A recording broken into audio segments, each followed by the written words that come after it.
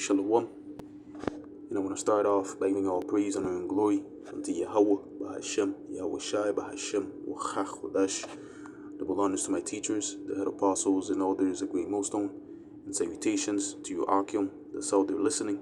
Push forth this word with truth and sincerity, and your few Akwath as well that's listening with sincerity. Alright, today, just coming back at you guys through the spirit and power of Yahweh, Bahashem, Yahweh Shai. And there's no such thing, man, as you being a half Israelite, and half of another nation. All right, that doesn't exist, man.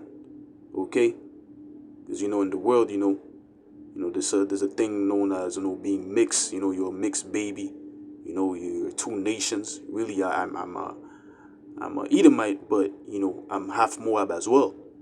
No, man, that does not exist, man. Okay, that doesn't go according to the scriptures, man. Okay, so matter of fact, let's start with this in 1 Corinthians 14.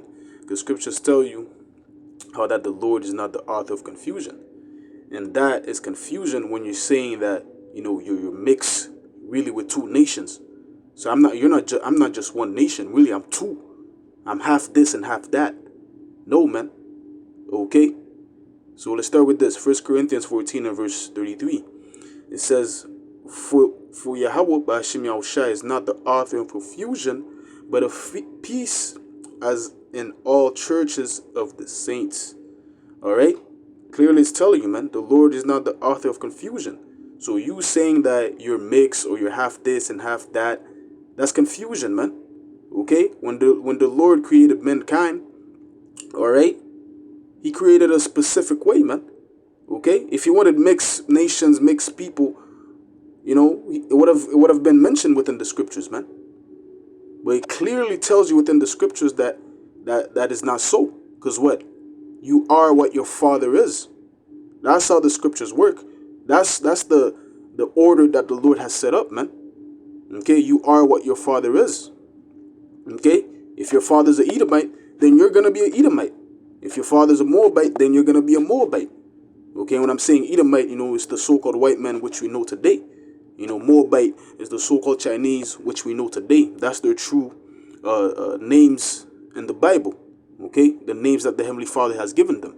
All right, but like I stated, right, you are what your father is. Right, so let's prove that. Okay, just because your mother might be of another nation, okay, doesn't mean that you're half your father and half your mother. No, man. You are what your father is. Of course, you're going to have certain characteristics, of your mother's side, certain features that your mother has. That's pretty much it. Other than that, man, okay, you're not how do I say this? You're not, half of her nation. All right? You are what your father is. Okay? So let's read this. This is Numbers 1 and verse 18. It says, And they assembled all the congregation together on the first day of the second month, and they gathered and they declared their pedigrees after their families by the house of their fathers, according to the number of the names, from 20 years old and upward by their polls. You see? So it's telling you that right here, when the children of Israel gathered up, right, they were declaring who they were, what, by the house of their fathers, man. Like I stated earlier, what you are, what your father is. They declared their pedigrees, meaning their lineage, right, by the house of their fathers. It does not say mother here, right? It says fathers, okay, showing you that what? You are what your father is. Okay, just because your mom might be of another nation doesn't mean that you are, half of that nation, man. Okay? The female or the mother is just you could say an incubator, okay? She's just there to carry the father's seed. All right? That's what she that's, you could say that's kind of like her role. All right? Within, the art of creation. Okay? She doesn't have seed, man. She doesn't have two ball sacks. All right? The father does. Okay? The father carries the seed. Okay? Just like, when you're farming, right? You have the seeds you planted within the ground. Right? It's the same thing, with mankind, man. All right? A man sees a woman that he likes, and then he goes, he puts his seed inside her, and then therefore a child, comes forth, man. It's not the other way around. The woman has the seed in the no, man. That's confusion. All right. Matter of fact, let's get this in the book of Leviticus in the law. It tells you how that the mother, she conceives seed. She doesn't carry seed. I think it's 13. If I'm not mistaken. No, it's not. I think it's 11. Bear with me for a minute. No, it's not 11.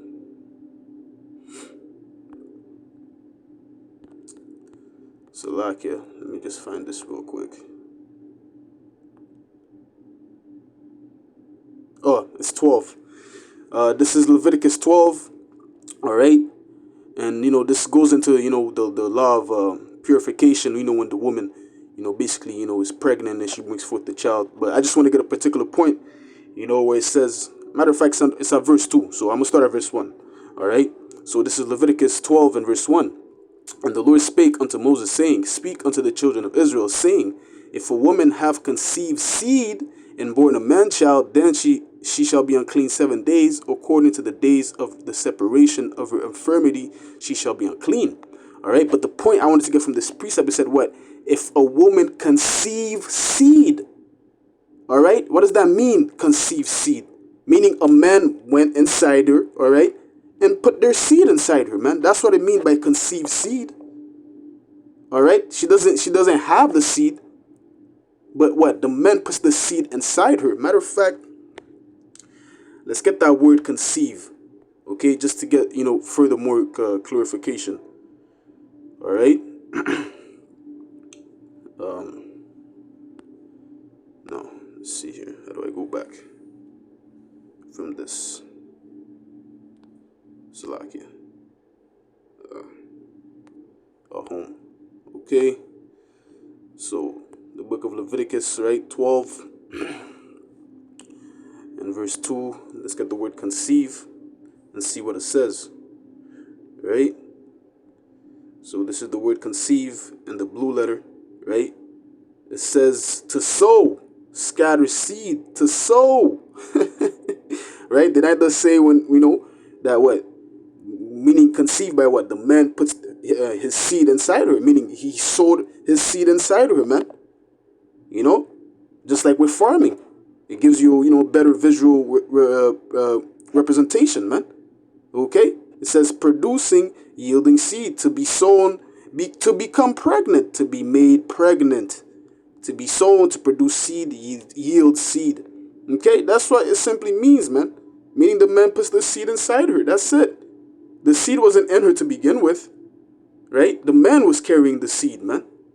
Okay, and then which later on, throughout the time of pregnancy, the baby came forth. Okay, which was the seed of who? The father. All right. Yeah, that's pretty much it, man. Yeah, it's right there, man. Point blank period in your eye, right there, man. Okay, showing you that, you can't be, half this and half that, man. Either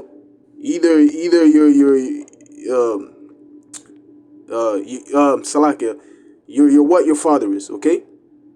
Not, mix, how you say this, mix nations, man.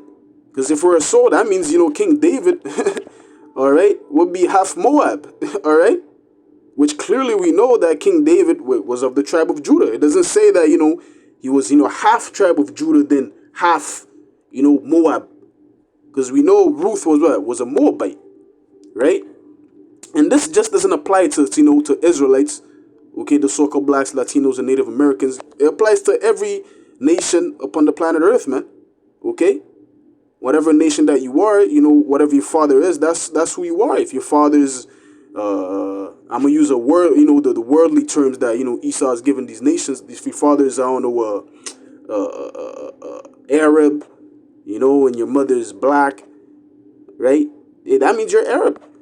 Okay, you are what your father is. If your father is white and then your mom is I don't know, African, Hamite, right? That means you're an Edomite. All right, you're white. Okay. You're not half this, half that, man.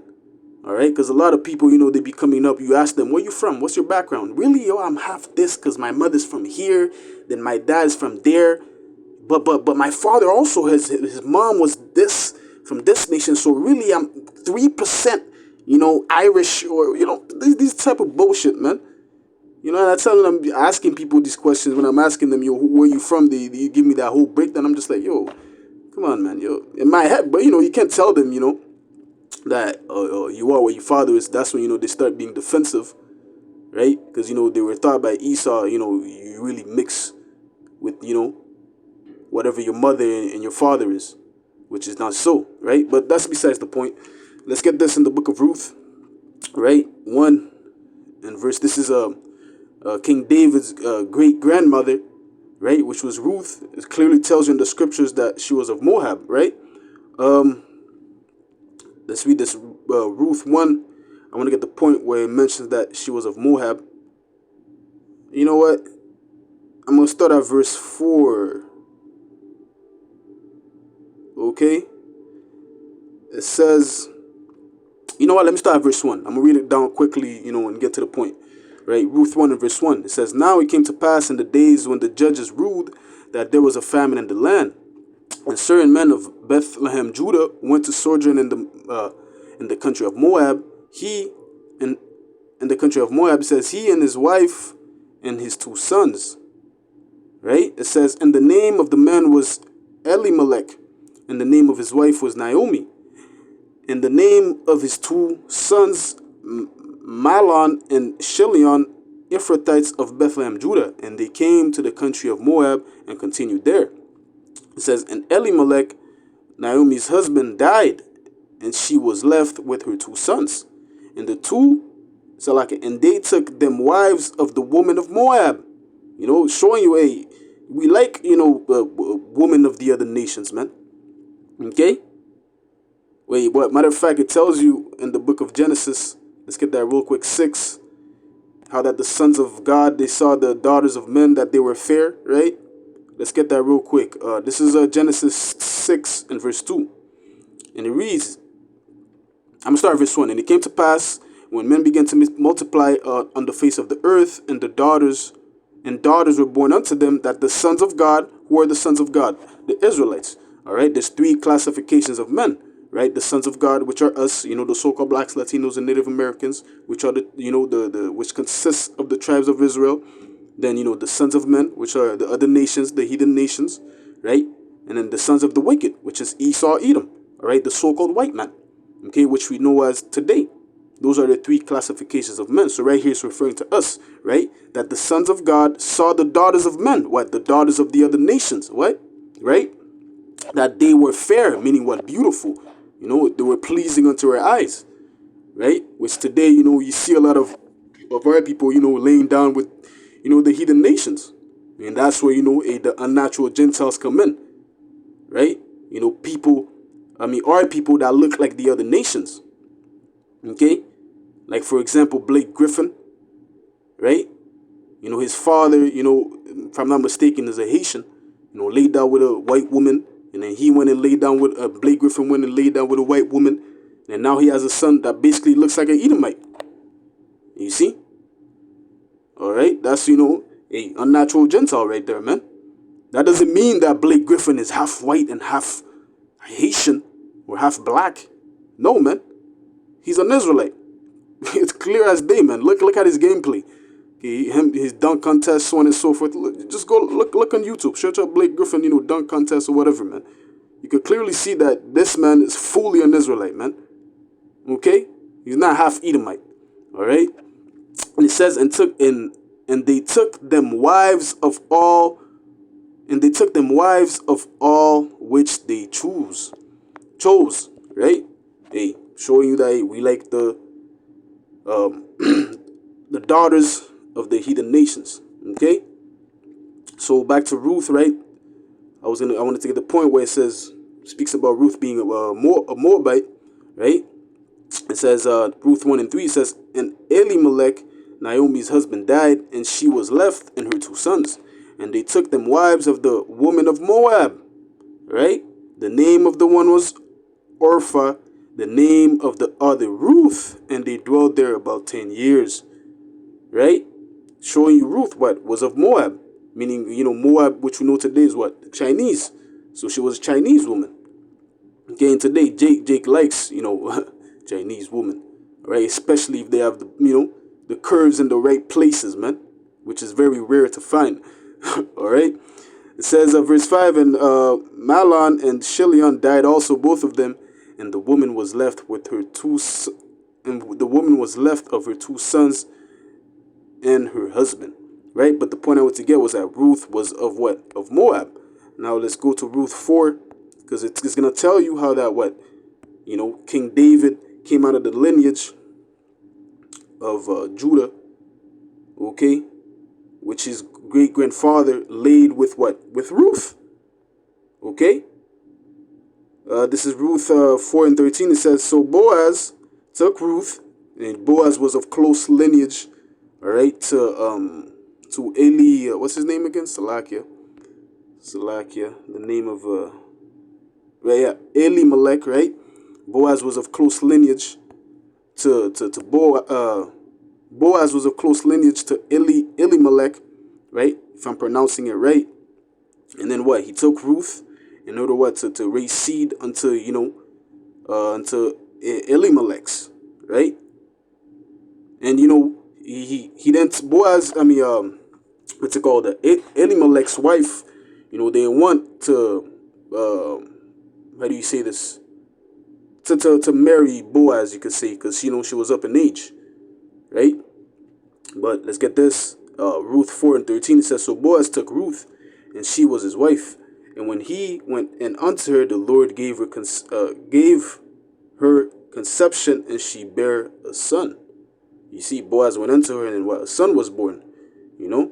It says, and the woman said unto Naomi, right? Naomi being her mother-in-law, right? Blessed be the Lord, which hath not left thee this day without kinsman, that his name may be famous in Israel, right? So, Salakia, showing you that, hey, Boaz was raising seed unto Elimelech, right? Because she said, blessed be the Lord, which had not left thee this day without kinsman, okay? Because, she didn't have any, I'm speaking of Naomi, right? Her husband died, and the two sons died, leaving her without, close, how do you say this? Yeah, leaving her without, children, all right? And also, according to the law, when that happens, because, whatever inheritance that Elimelech had, right, it couldn't go into the woman, right? The woman had to, marry someone of a close lineage for, the inheritance not to, to get messed up, right? Go into another tribe, okay? Verse 15, it says, and he shall be unto thee a restorer of thy life, and a nourisher of thine old age, for thy daughter-in-law, which loveth thee, which is better than 7 sons, hath borne him. And Naomi took the child, and laid it in her bosom, and nursed unto it. And the woman, her neighbors, gave it a name, saying, this is a son born to Naomi, and they called his name Obed. He is the father of Jesse, the father of David. This is the point, okay? Right? That was the great-grandfather, or the grandfather, right? Obed of David, which David came out that lineage, right? Showing you that David is not what? Half Moab, or, he has 3% of Moab in him. No, man. Okay? Probably, David probably had some, Moabite features, the eyes, probably some curly hair, Hey, he was ready, right? He was, ready. Was he not? Scriptures tell you that. Okay? Because, well, of that, of that, of that mix, how do I say this? Of them being mixed, okay? Ruth and Boaz. All right, but the point being is that, David is not half Moab or 3% Moab, 50% Moab. David was fully Judah, man. Okay? You are what your father is. That was the point of the lesson. All right? And I'm pretty sure the point was solidified, so I'm going to close it off there, man. Okay? Giving all praise, honor, and glory unto Yahweh, Bahashem, Yahweh Shai, Bahashem, Wachach, Wadash. Hey, Lord willing, this lesson was edifying. All right, until next time, I'm going to say Shalom.